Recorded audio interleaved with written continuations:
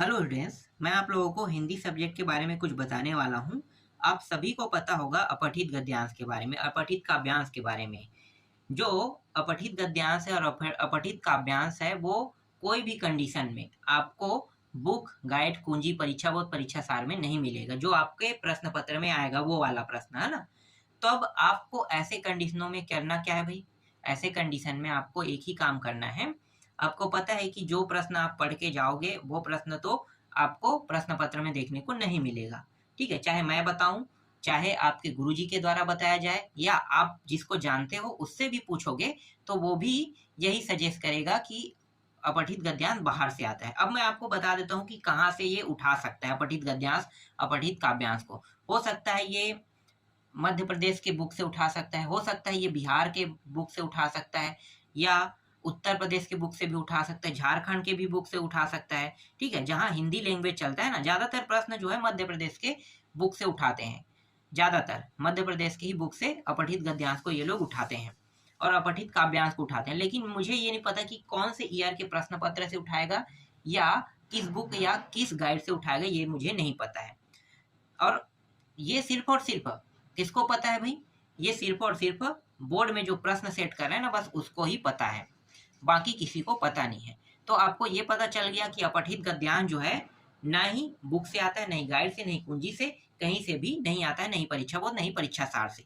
तब आप ऐसे कंडीशनों में करोगे क्या? ऐसे कंडीशन में आपको करना है, ये जो अपठित गद्यांश है ना, 12 अंक के आएगा, 2 अपठित गद्यांश आएगा। मैं आपको तरीका बता देता हूँ सॉल्व करने के। ठीक है, कम से कम आपको 3 अपठित गद्यांश पढ़ना है, कम से कम 3। तो देखो, 3 अपठित गद्यांश पढ़ोगे, प्रश्न यहाँ पे 3 प्रश्न मैंने लिख दिया, मतलब 3 अपठित गद्यांश, तो ये तो एक अपठित गद्यांश है ना। अब मैं आपको सजेस्ट करूंगा कि जो आपके प्रश्न पत्र में किसी भी साल आया हो, उस अपठित गद्यांश को पढ़ना। ठीक है, उस अपठित गद्यांश को पढ़ना। और यहाँ पे मैं आपको एक चीज दिखा देता हूँ। देखो, जैसे ये 2022 में आया था। ठीक है, ये वाला जो अपठित गद्यांश है 2022 के प्रश्न पत्र में आया था। तो 2022 के प्रश्न पत्र में आया था, तो ये अपठित गद्यांश है। देखो, जो अपठित गद्यांश रिपीट हो सकता है वो किसी सन में आए हुए ही अपठित गद्यांश रिपीट हो सकता है। और नए जो अपठित गद्यांश है जो अभी तक किसी रिकॉर्ड में नहीं आया, वो तो आएगा ही नहीं। इसीलिए थोड़ा सा प्रैक्टिस जब आप करोगे तो सन में आए हुए अपठित गद्यांश को पढ़ना। लेकिन पढ़ने के तरीके मैं आपको बता देता हूँ कि आपको पढ़ना कैसे है। सबसे पहले आपको ये प्रश्न देखना है, सबसे पहले ये प्रश्न देखना है। ठीक है, प्रश्न क्या है? श्रद्धा किसे कहते हैं? ठीक है, श्रद्धा किसे कहते हैं। अब इस प्रश्न के उत्तर को आपको यहाँ से ढूंढना है, लेकिन एक बात याद रखना, आप गाइड का उपयोग करें, गाइड का उपयोग करें, इसका मतलब ये है कि सारे प्रश्नों को उत्तर पहले से दिया रहेगा। तो पहले से दिया रहेगा तो आपको उन प्रश्नों के उत्तर को पढ़ना ही नहीं है, ना ही देखना है, आपको ढूंढना है, क्योंकि आप प्रैक्टिस कर रहे हो। भाई, इससे संबंधित जब प्रश्न आपके एग्जाम में आएगा तब आप बनाओगे ना, लेकिन यही प्रश्न तो नहीं आएगा, यही प्रश्न नहीं आएगा। तो जब आप प्रैक्टिस करे रहोगे तभी तो आप बना पाओगे। प्रैक्टिस नहीं करोगे, आप डायरेक्ट उत्तर को रट के जाओगे तो आपसे ये प्रश्न नहीं बनेगा। ठीक है, जो नया अपठित गद्यांश आपको आपके वार्षिक पेपर में देखने को मिलेगा वो आपसे नहीं बन पाएगा। तब आपको करना क्या है? तब आपको मतलब बस उत्तर नहीं पढ़ना है, सिर्फ यहाँ से प्रश्न को पढ़ना है और उत्तर आपको यहाँ से ढूंढना है। जैसे कि श्रद्धा किसे कहते हैं, देखो यहाँ पे दिया होगा श्रद्धा के, बहुत आसान प्रश्न है, ध्यान देना।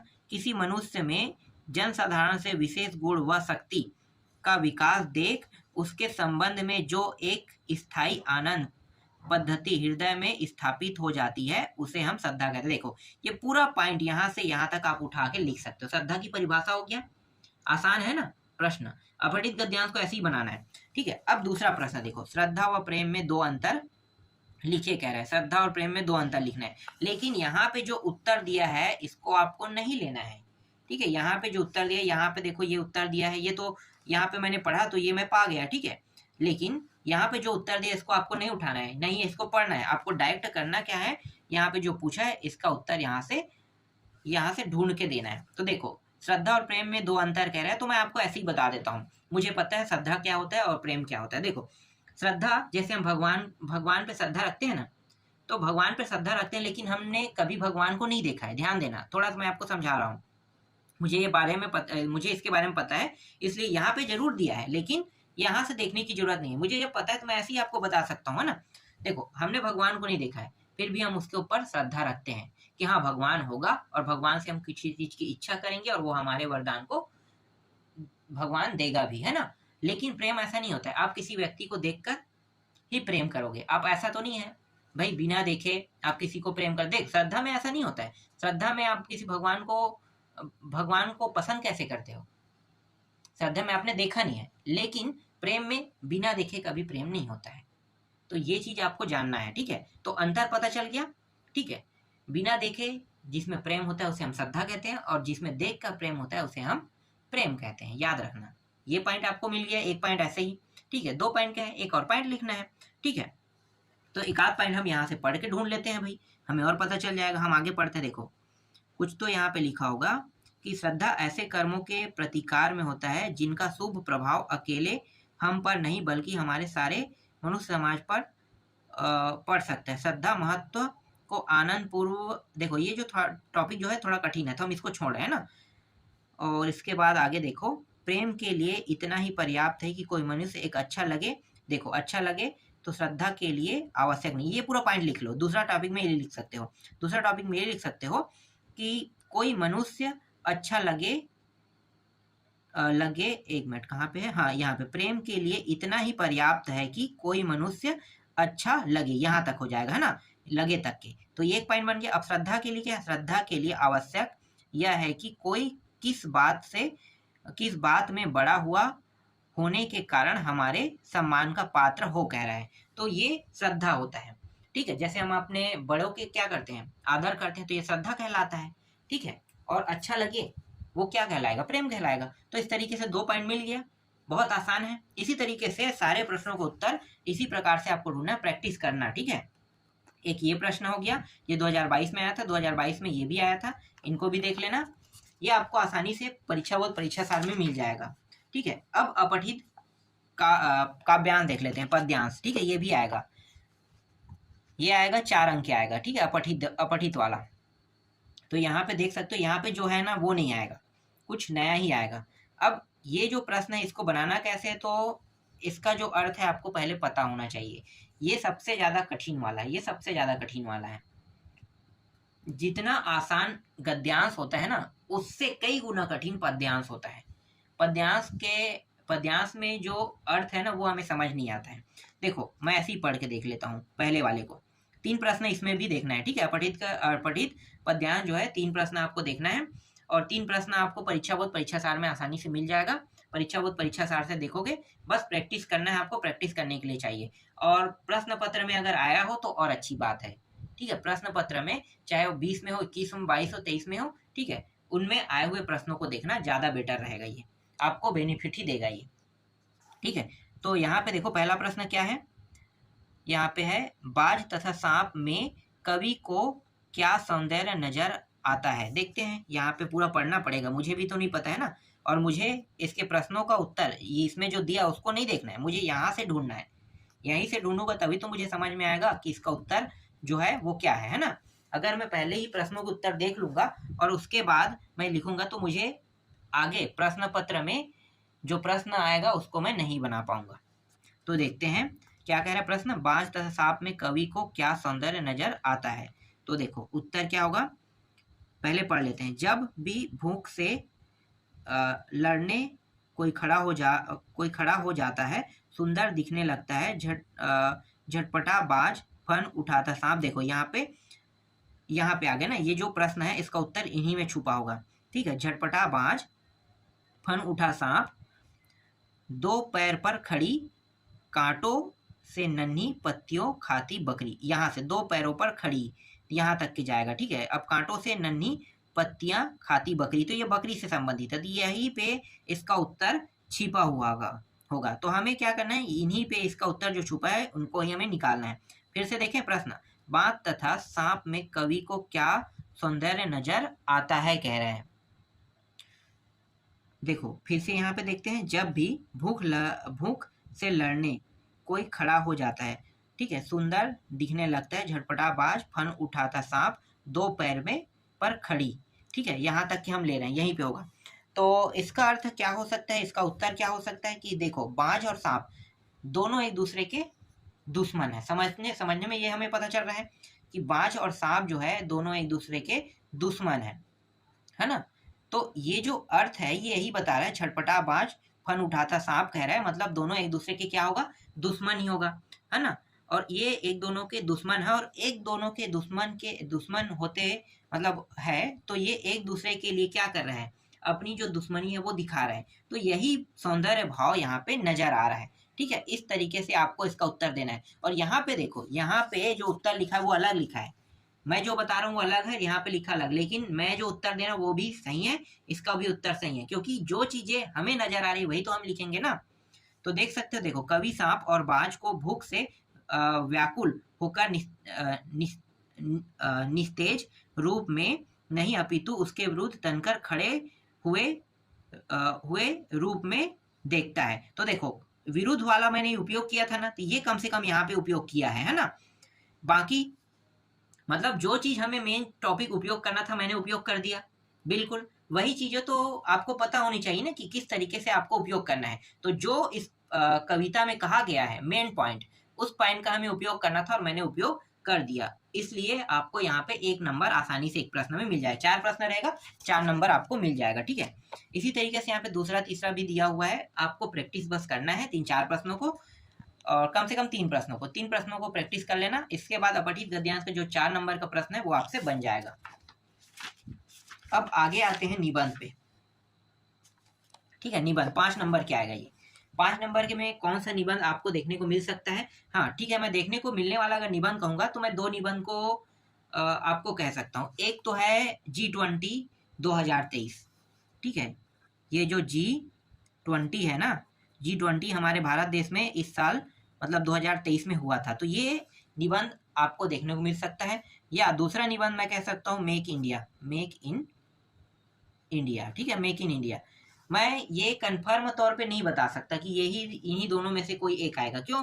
क्योंकि अभी तक जितना भी साल मतलब जितने भी साल हो गए 19, 20, 21, 22, आप इनको उठाकर देख लो, कोई भी प्रश्न रिपीट नहीं हुआ है। तो मैं यहाँ पे क्लियर नहीं कह सकता कि यही दोनों प्रश्न आएंगे, क्योंकि कोई भी प्रश्न अगर रिपीट नहीं हुआ है तो मैं कैसे बताऊंगा कि कोई प्रश्न यहाँ पे आपको देखने को मिलेगा।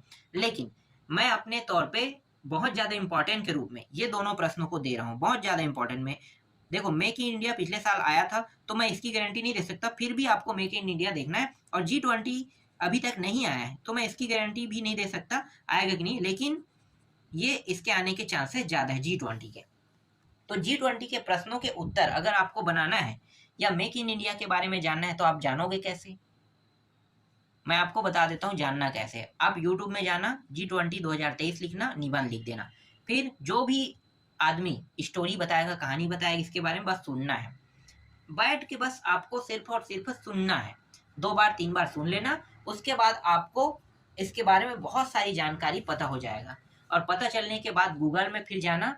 ठीक है, गूगल में जाके क्या लिखना, G20 2023 निबंध बस लिखना, और एक बार उस निबंध को पढ़ लेना कि वो उन्होंने निबंध किस तरीके से तैयार किया है। अगर ये प्रश्न G20 वाला फंस गया तो समझ जाओ कि आपका 5 नंबर फिक्स है। ठीक है, क्योंकि हर साल नया आ रहा है तो मैं कंफर्म नहीं बता सकता, लेकिन 5 नंबर में निबंध आएगा, जिनमें से मैं इन दोनों को आपको दे रहा हूँ।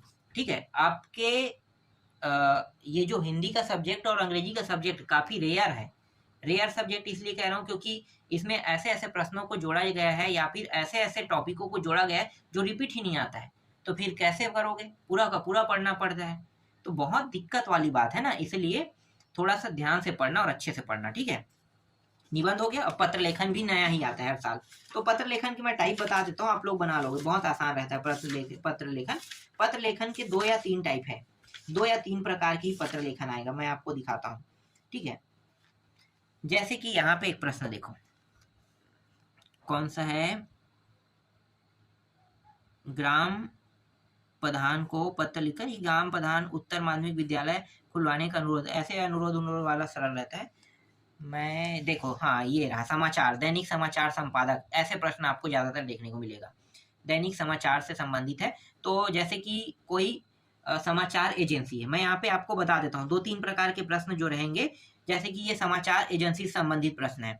देखो, सेवा में मुख्य संपादक, ठीक है, नवभारत या दैनिक भास्कर हो सकता है, पत्रिका भी हो सकता है। इसके जो केंद्र है दिल्ली में, रायपुर में, आप रायपुर लिखना, ठीक है, आप छत्तीसगढ़ से तो रायपुर लिखना, दिल्ली नहीं।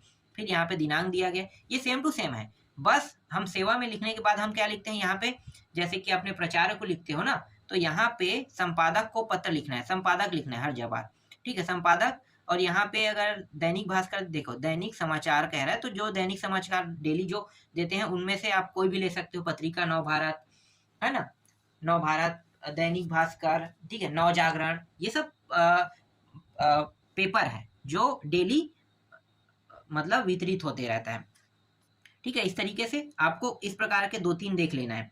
मैं ये नहीं कहूंगा कि यही आएगा, क्योंकि टाइप बदल रहा है, लेकिन इस टाइप के प्रश्न आएंगे। जैसे संपादक को दैनिक समाचार से एक प्रश्न आपको देखने को मिल सकता है, हो सकता है मंत्रालय वाला आ जाए, मैं आपको मंत्रालय से संबंधित दिखा देता हूँ, ठीक है। 1-2 प्रश्न देख लेना मंत्रालय से संबंधित, जैसे कि देखो परिवार कल्याण मंत्रालय को पत्र लिखने के लिए कह रहा है ना, तो इस प्रकार के भी आ सकते हैं। तो आपको कैसे लिखना है, स्वास्थ्य एवं परिवार कल्याण मंत्रालय, भारत सरकार, इस तरीके से आपको लिखना है। अब देखो ये बहुत सारा टॉपिक है, ऐसे प्रश्न आपसे बनेगा नहीं, इसको छोड़ देना, ठीक है। मंत्रालय को लिखने के लिए कहेगा ना तो छोड़ देना, लेकिन एक प्रश्न दैनिक से तो आएगा, दैनिक समाचार वाला, तो वो आपसे बन जाएगा, तो ये बेनिफिट आपको मिल जाएगा, है ना। अब देखो शिक्षा, यहाँ पे शिक्षा विभाग को, शिक्षा विभाग दिल्ली सरकार के सचिव की ओर से कर्मचारियों को दीपावली की छुट्टी के संबंध में सूचना पत्र, तो ये इस तरीके से भी आता है, तो ये इस प्रकार से आपको लिखना है ना। कुछ इसी प्रकार के प्रश्न पत्रों को देख लेना, और जो पिछले प्रश्न पत्र में आया ना उनको ज्यादातर फोकस करना, वहां से 1-2 प्रश्न उठा सकते हैं, तो उनमें से ही देखना ज्यादातर, ठीक है। तो ये भी मैंने आपको बता दिया कैसे करना है। मैं जो बताऊंगा जरूरी नहीं है वो आएगा, लेकिन आपको तैयारी तो करके रखना है, और अभी से तैयारी करके रखोगे तो ज्यादा अच्छा है।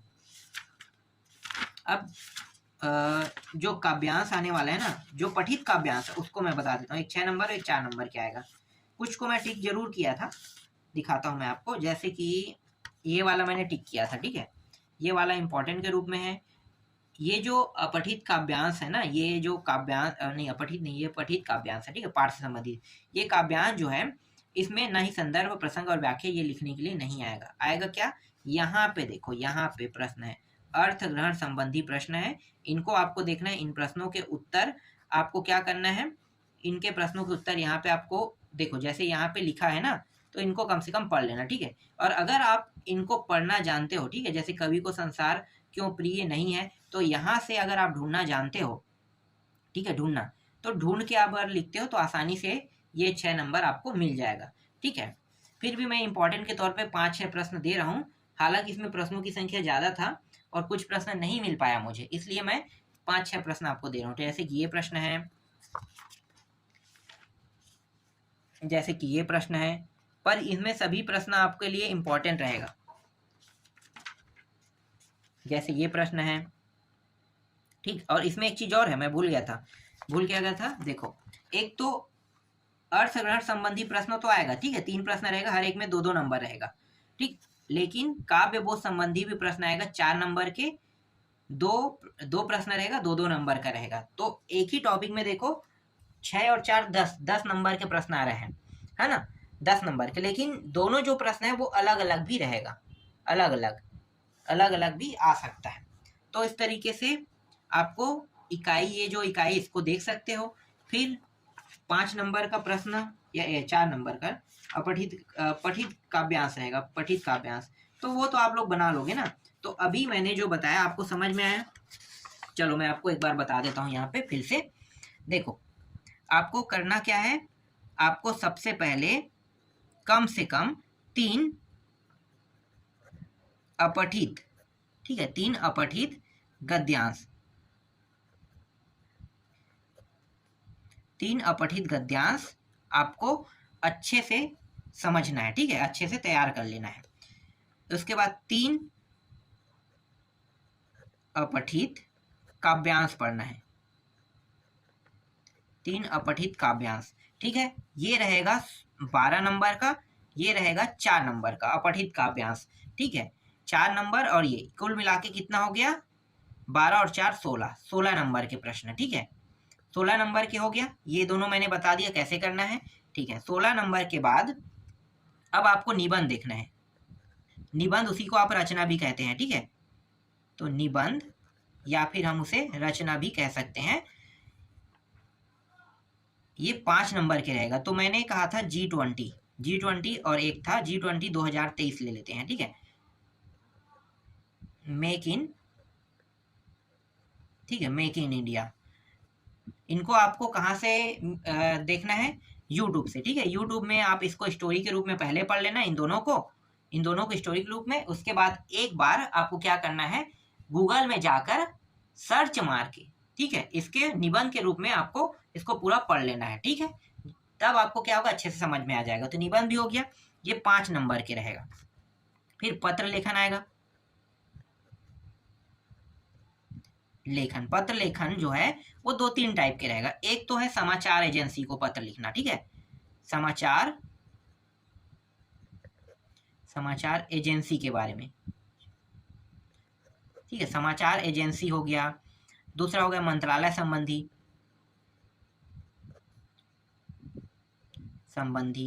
कोई भी देख सकते हो। समाचार एजेंसी से कोई भी एक पत्र देख लेना, मंत्रालय संबंधी से भी कोई भी एक पत्र देख लेना, और एक और क्या है, अपने स्कूल से संबंधित भी देख लेते हैं, ठीक है, आपके स्कूल के संबंधी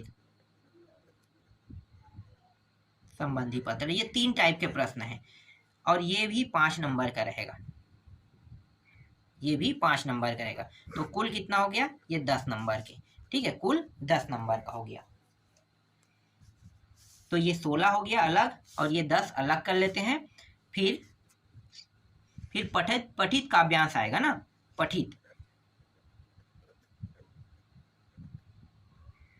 पठित जो काव्यांश है वो आपके पाठ से आएगा, और आपके पाठ से आएगा तो एक 6 नंबर का रहेगा, ठीक है।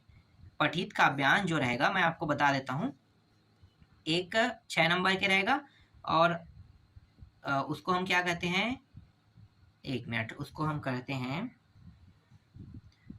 अर्थ ग्रहण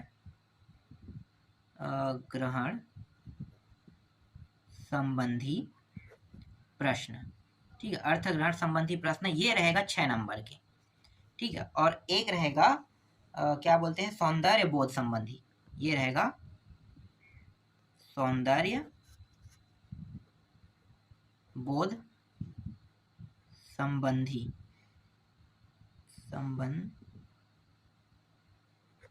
ठीक है, सौंदर्य बोध संबंधी, और ये रहेगा 4 नंबर का।